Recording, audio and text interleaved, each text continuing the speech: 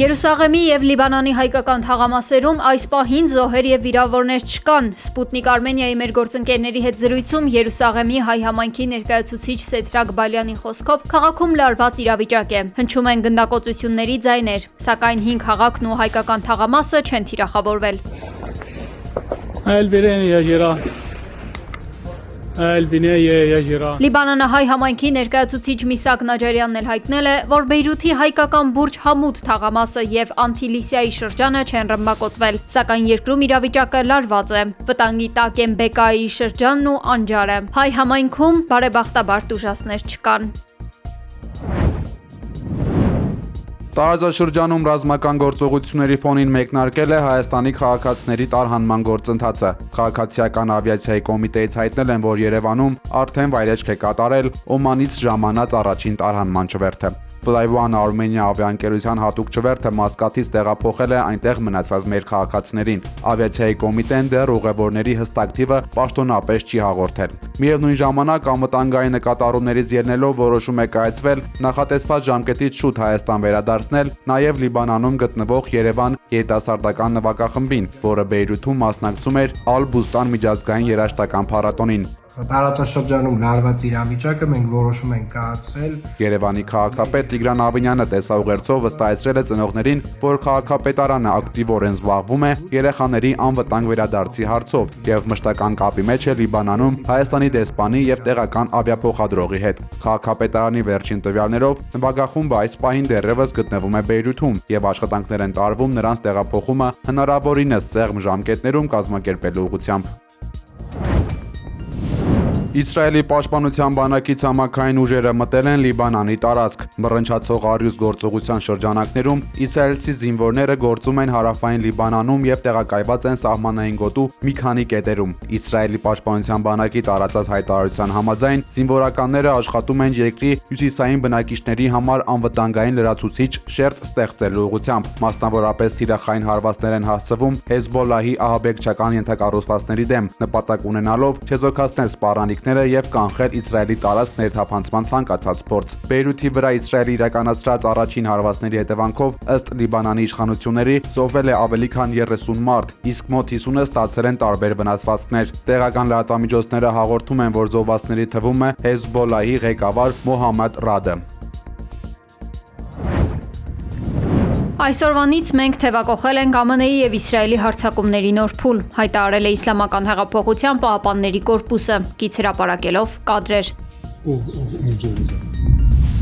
Իսլամական Հանրապետությունը շարունակում է թիրախավորել նաև արաբական երկրները։ Արտգործնախարար Աբբաս Արաղչին օրերս նշել է, որ իրենց նպատակը ոչ թե արաբական երկրների դեմ պատերազմելն է, այլ ամերիկյան ռազմաբազաները չեզոքացնելը։ Տեսանյութում երևում են Պարչինի ռազմաբազաները, որոնք գտնվում են Թեհրանից 30 կիլոմետր դեպի հարավ-արևելք։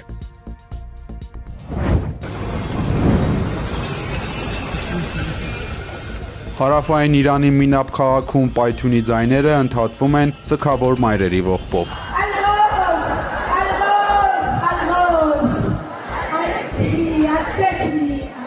Մինաբում ընդամենը 48 ժամ առաջ հնչում էր աղջիկների ծիծաղը, այժմ արյան ու մոխրի մեջ, փլատակների տակ դիակներ են։ Շաջարաթ Հայեբե տարրական դպրոցի վրա իսրայելա-ամերիկյան հրթիռային հարվածը խլել է ավելի քան 180 մարդու կյանք, որոնց մեծ մասը անմեղ երեխաներ էին։ Կիրակի օրը փրկարարական աշխատանքները պաշտոնապես ավարտվել են, սակայն հարազատների համար մղձավանջը նոր է սկսվում։ Երկհարկանի դպրոցի կեսը հավասարվել է հողին։ Կարմիր մահիկի աշխատակիցները փլատակներից դուրս են բերում ոչ թե աշակերտների, այլ նրանց մարմնի մասերը եւ արյունոտված դպրոցական պայուսակներ։ Մինաբի դպրոցի դեպքը համեմատելի չէ որևէ այլ միջադեպի հետ, նշել է Իրանի Կարմիր մահիկի ղեկավար Փիր Հոսեյն Քոլիվանդը։ Նույնիսկ Գազայում միաժամանակ այսքան մեծ թվով աշակերտներ չեն զոհվել։ Թեև դպրոցը հարակից է եղել Իսլամական հեղափոխության պահապանների կորպուսի ռազմաբազային, արբանյակային լուսանկարները փաստում են, որ 2016 թվականից այն ամբողջությամբ առանձնացված է եղել ռազմական տարածքից եւ ծառայել է բացառապես քաղաքացիական նպատակների։ Մինչ ԱՄՆ-ի կենտրոնական հրամանատարությունը հայտարարում է, թե ուսումնասիրում է քաղաքացիական անձանց շրջանում զոհերի մասին տեղեկությունները, իսկ Իսրայելը հրաժարվում է մեկնաբանություններից, Մինաբի փողոցներում շարքով դրված են դիակները։ Այս հարվածը ամենամահաբերն է ռազմական գործողություններից ի վեր։ 4 օրերի ընթացքում Իրանի ողջ տարածքում զոհերի թիվը գերազանցում է 700-ը։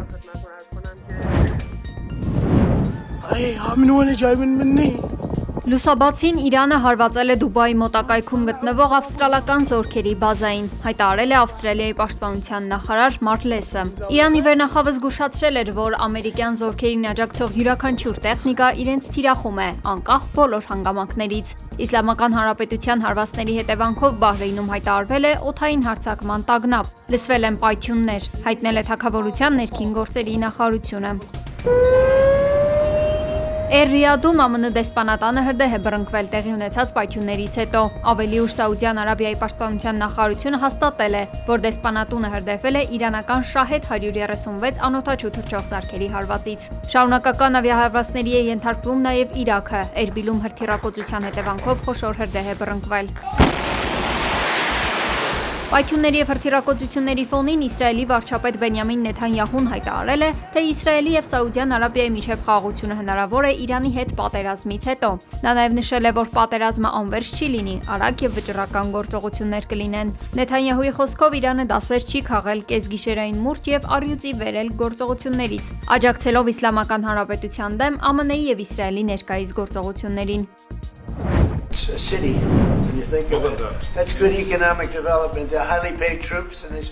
ԱՄՆ նախագահ Դոնալդ Թրամփը Սպիտակ տանը կհյուրընկալի Գերմանիայի կանցլեր Ֆրիդրիխ Մերցին։ Սա տեղի է ունենում Իրано-ամերիկա-իսրայելական հակամարտության ֆոնին։ Այս հարձակումները լուրջ ազդեցություն են ունեցել համաշխարհային իրավիճակի վրա, արգելափակելով նավթի տեղափոխման կարևոր ուղիները և քաոս ստեղծելով միջազգային ավիացիոն ոլորտում։ Հանդիպման առանցքում լինելու են հենց Իրանի դեմ իրականացված ռազմական գործողությունները և դրանց հետագա քայլերը։ Կանցլեր Մերցի նպատակն է պարզել, թե ԱՄՆ-ն ունի հստակ ծրագիր հարձակումներից հետո ստեղծված իրավիճակը կառավարելու համար։ Թեև Գերմանիայում և ամբողջ Եվրոպայում կան մտահոգություններ այս հարվածների օրինականության վերաբերյալ, Մերցը հայտարարել է, որ չի պատրաստվում քննադատել իր գործընկերներին։ Ըստ նրա, նախկինում բոլոր փորձերը հետ պահել Իրանին միջուկային զենք ստեղծելուց կամ սեփական ժողովրդին ճնշելուց արդյունք չեն տվել։ Այնուամենայնիվ, փորձագետները կարծում են, որ Թրամփը կարող է Մերցից ուղղակիորեն ռազմական կամ նյութական աջակցություն պահանջել Իրանի դեմ հետագա գործողություններում։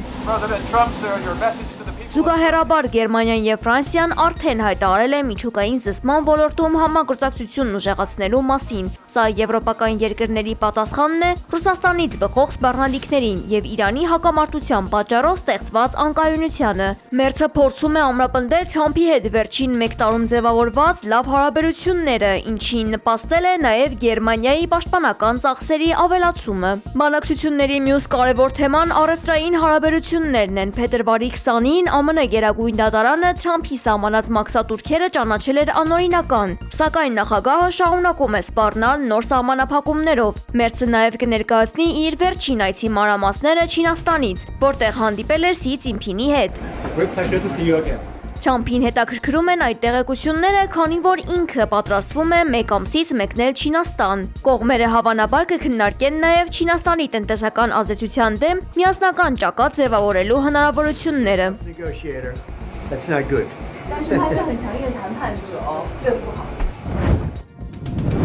Թեհրանում Ռուսաստանի դեսպանատունը ռմբակոծվել է։ Խուճապահար մարդիկ, ամենուր դիակներ ու առաջին օգնության շտաբող անձնակազմ է։ Տեսանյութում երևում է, թե ինչպես են վիրավորներին փորձում տեղափոխել մոտակա բժշկական հաստատություն, չնայած նրան, որ իսրայելական հրթիռները չեն խնայում անգամ հիվանդանոցները։ Սպանվածներից շատերը օտարերկրացիներ են, ովքեր դեսպանատուն էին եկել իրենց երկիր տեղափոխվելու նպատակով։ Ռուսաստանի Դաշնությունը դեռևս կատարվածին չի արձագանքել։ Безусловно, самый громкий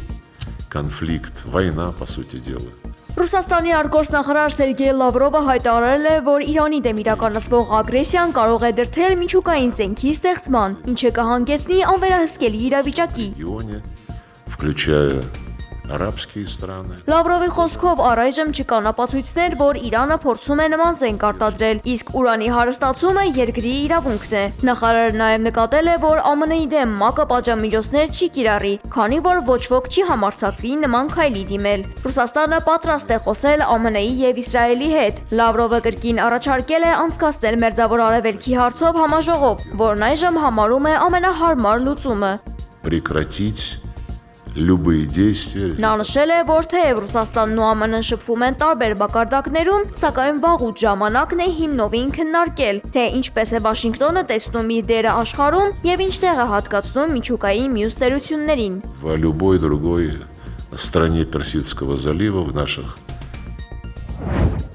Դպրոցականների շրջանում համատարած թմրամիջոցներ օգտագործելու վերաբերյալ պնդումներն անհիմն են, նշել է ներքին գործերի նախարարության խոսնակ Նարեկ Սարգսյանը։ Նա մասնավորապես անդրադարձել է կայքերից մեկում տարածված գրառմանը։ Սարգսյանի խոսքով յուրաքանչյուր հրապարակման դեպքում իրենք կապվում են հեղինակի հետ եւ խնդրում ներկայացնել կոնկրետ տվյալներ փաստերի հիման վրա հետագա ընթացքն ապահովելու համար։ Ինչպես բոլոր մյուս դեպքերում, այս անգամ էլ սոցցանցի օգտատերը չի ներկայացրել հաղորդում, չի կացրել, թե որ դպրոցի մասին է խոսքը կամ որևէ այլ տվյալ։ Ըստ Նարեկ Սարգսյանի վիճակագրական տվյալների համաձայն 2025 թվականին անչափահասների շրջանում թմրամիջոցների ապօրինի շրջանառությամբ 6 դեպք է գրանցվել, իսկ 2024-ին 7։ Նա նշել է, որ կախվածությունների բուժման ազգային կենտրոնում թմրամիջոցներ օգտագործելու հիմքով հաշվառված է 7 անչափահաս։ Խոսնակը կոչ է արել զերծ մնալ չստուգված եւ անհիմն տեղեկություններ տարածելուց։ Հայաստանի կենտրոնական բանկը զգուշացնում է վերջին շրջանում արձանագրված զեղծարարությունների նոր սխեմաների վերաբերյալ։ Բանկի տեղեկություններով զեղծարարները ներկայանում են կենտրոնական բանկի անունից, ուղարկում կեղծ տվյալներ, իբրև կենտրոնական բանկի աշխատակից են եւ հեռախոսազանգով կամ նամակագրությամբ քաղաքացիներին հորդորում իրենց ֆինանսական միջոցները փոխանցել այլ հաշիվների։ Կենտրոնական բանկը շեշտում է, որ երբևէ նման հայտարարություններ կամ զանգեր չի իրականացնում, քաղաքացիներին հաղորդագրություններ չի ուղարկում եւ չի իրականացնում ֆիզիկական անձանց բանկային սպասարկում։ Ֆինանսական կորուստներից խուսափելու նպատակով քաղաքացիներին հորդորում են չկատարել որևէ գործողություն, որևէ անձի չփոխանցել անձնական կամ բանկային տվյալներ, իսկ եթե այնուամենայնիվ բախվել են խնդրի, անմիջապես մոտենալ իրենց սպասարկող բանկ։ Մինչ կենտրոնական բանկը հորդորում է քաղաքացիներին զգուշանալ զեղծարարներից, մի խումբ քաղաքացիներ բողոքի ակցիա են իրականացրել Քննչական կոմիտեի շենքի դիմաց։ Նրանք պնդում են, թե պետությունը եւ համապատասխան մարմինները վերահսկողություն չեն սահմանել նման օրինակ հանցագործությունների, այն է զեղծարարության դեմ, ուստի պահանջում են վերականգնել իրենց իրավունքները։ Զանգվածային հանցագործություններ են տեղի ունեցել եւ արդյունքում քաղաքացիներից որևէ մեկի իրավունքը չի վերականգնվել մինչ այսօր։ Մենք այսօր քննչական կոմիտեի առաջ ենք բողոքի ակցիան, պահանջատիրական ակցիան իրականացնում։ Ինչի համար, որովհետեւ քաղաքացիների գործերը այստեղ են, քննվում, բայց քննությունը չի երաշխավորում քաղաքացիների ֆինանսական իրավունքների վերականգնումը։ Հանրային վերահսկողություն կազմակերպության նախագահ իրավապաշտպան Մհեր Կարագյոզյանի խոսքով մինչ օրս ոչ մի քաղաքացու իրավունք չի վերականգնվել, դարձել են զեղծարարության զոհ, կրել ֆինանսական կորուստներ, բայց ոչ կենտրոնական բանկը, ոչ քննչական կոմիտեն գործին ընթացք չեն տվել։ Կարագյոզյանի խոսքով ապացույցները, թե իբր աշխատում են, միայն թղթի վրա են, իսկ գործնական արդյունքները զրոյական։